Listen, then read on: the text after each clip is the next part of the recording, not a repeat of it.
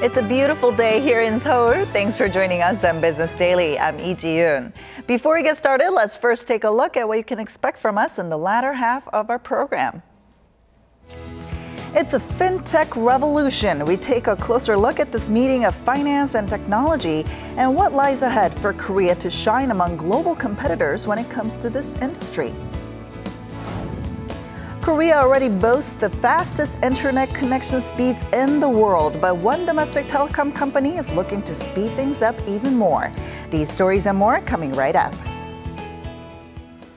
Slight improvements that we've been seeing in Korea's consumer sentiment have been wiped out by fears stemming from the country's struggle with the ongoing MERS outbreak.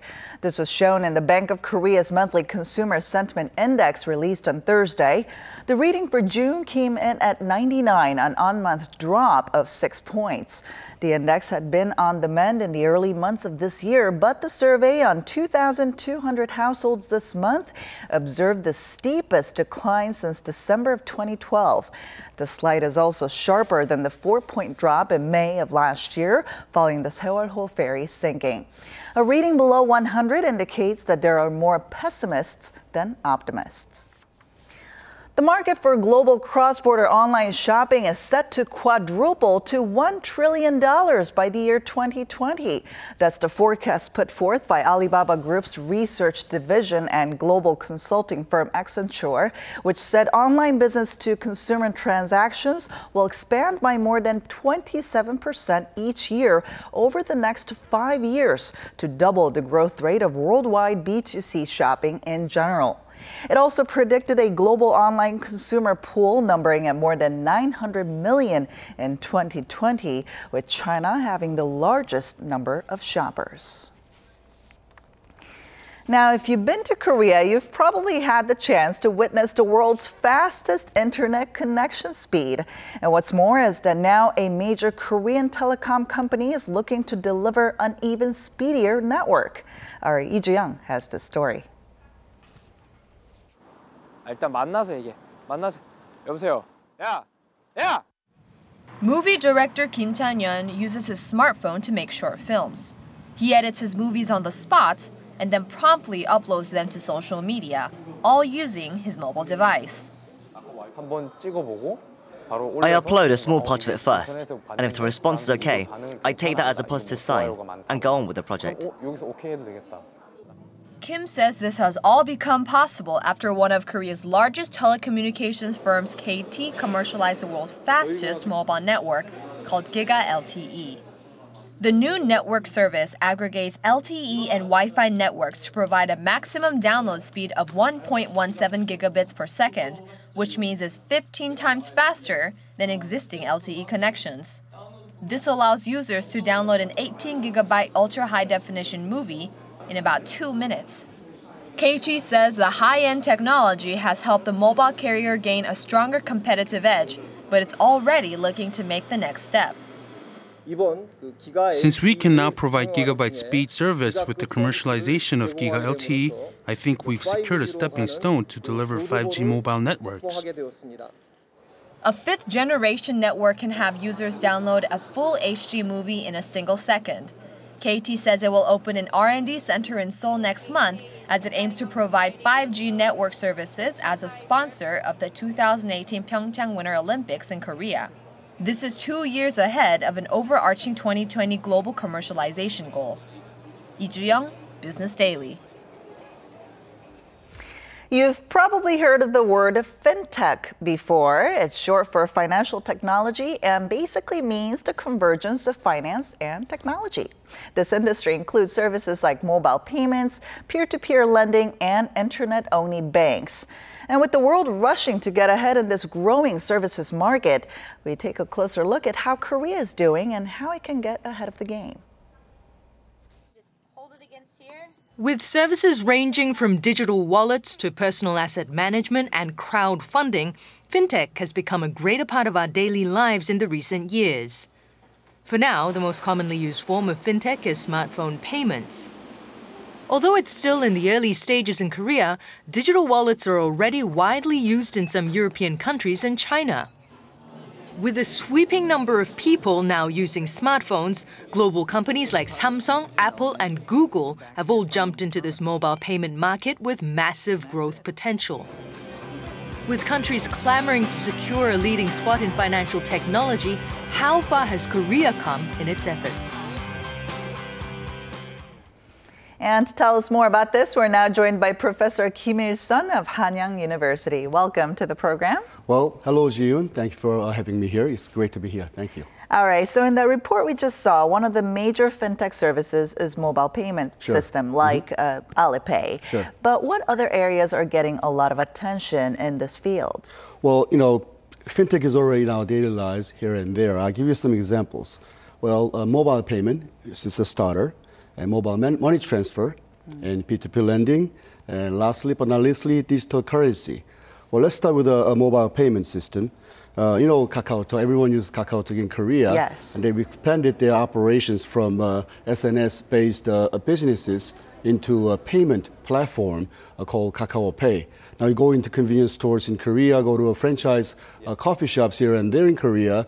Now you can use KakaoTalk-based Kakao Pay to pay for the goods instead of just opening a wallet and paying for the paper money. Very convenient. Well, next thing is something called TOS. It's a money transfer mechanism. In Korea or any other place in the world, to transfer money, you need to go to a bank.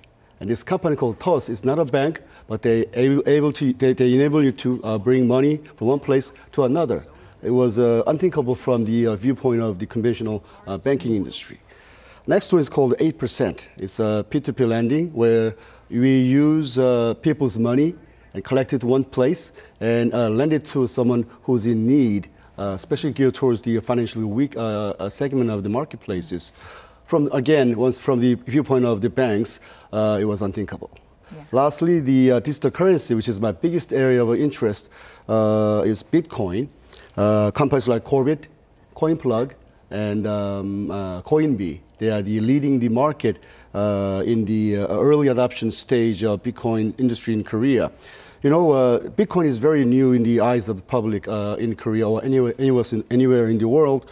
But experts believe that the digital currency or the Bitcoin will be the game changer in the not so distant future and on how we spend and use the money in our daily operations and daily lives. Well, you gave us some examples of the fintech services out there, but now we're wondering how big is this market? Because I know that this fintech service is surely going to be a game changer in the global business market. Oh, it's big, huge. This is 2015. Looking at 3 years from now, 2018, the analyst forecast that the entire market size for fintech is roughly about $800 billion worldwide. Oh, wow. It's a huge market, because in fintech, everything is based upon digital operations and based upon internet operations. So there is no national boundary. The banks and the financial companies, they no longer have to be bound by national borders. So entire global space becoming one market, and anyone who's moving fast into the market is going to grab the entire market share. It's a huge market. The one who moves fast is going to get the one that's out there. Well, knowing this, Korea has eased regulations to support some of its fintech startups and companies. But how exactly big, or where does Korea's fintech market stand as of now? Well, Koreans move fast, especially the startups and ventures. But what's not moving fast, I have to say straight, is the government. Well, I have no hard feeling against the government, but government is moving fast and they're taking a cautious move because it's a government. They usually take the conservative position. However, because the fintech is moving so rapidly around the world, if Korean government only restrict the market regulations the way they do it right now, it's going to minimize the market size, minimize the market expansion, market initiatives. And I personally suggest the government take a look at an open perspective on the fintech technology and related services so that we see a major global fintech companies out of Korea. I hope. Right. Well, speaking of which, when we actually take a look at this top 100 fintech firms in the world, there's no Korean firm on this list, not a single one. So I guess you mentioned a little bit, but why hasn't Korea seen much growth in this field? Well, I looked at this in Gartner list of the global 100 fintech companies, and I've counted those 100 companies myself. It was fun to take a look at those lists. I've seen about 60 of them out of 100. They're based in the United States, all U.S. companies, taking 60% of entire market share globally. And surprisingly, I see about nearly 10 companies out of India.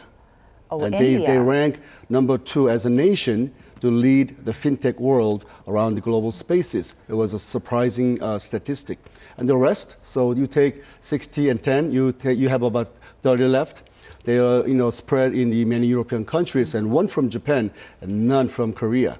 And I asked myself, why is this the case? And I have to also say again, it was the government regulation. I'll give you an example. One government ministry in Korea loosens up the fintech regulations just to expand the market, support the market. It was a good move. However, while one ministry does it, next day, for example, other agency tightens it up from other perspective and making the fintech companies go nowhere. And I hope the Korean government created one single spot, say a control tower, to orchestrate the entire regulation or deregulation movement, not to just to be cautious, but to boost and support the Korean economy. If they can find a way to do it on a single location, I think the Korean market will grow exponentially. Well, as great as this fintech market sounds, there are still concerns about privacy and personal securities when it comes to this market. How should such concerns be addressed, in your opinion? Well, the problem is not the technology on the security. It is the psychology of the security. You go many places in the world. I find Korea to be very meticulous in imposing technology and security on the e-commerce transactions. But I think there are too many steps, such as ActiveX and so many authentications and do this and do that. And by the time they finish the shopping cart, they just say, I give up in completing the transaction. It is not a good thing for the companies in Korea, and it's not a good thing for the national economy as a whole if you make the fintech transactions and e-commerce transactions a burdensome process. I believe the market can control itself to create a security balance. The market only favors the best technology and solutions. If the government let the companies do their own job, I think they'll find the balance of creating the security balances.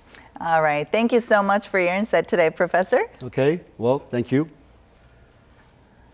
And that wraps it up for now. Thank you so much for staying with us throughout the program. Thanks for watching, and we'll be back tomorrow. Have a great day.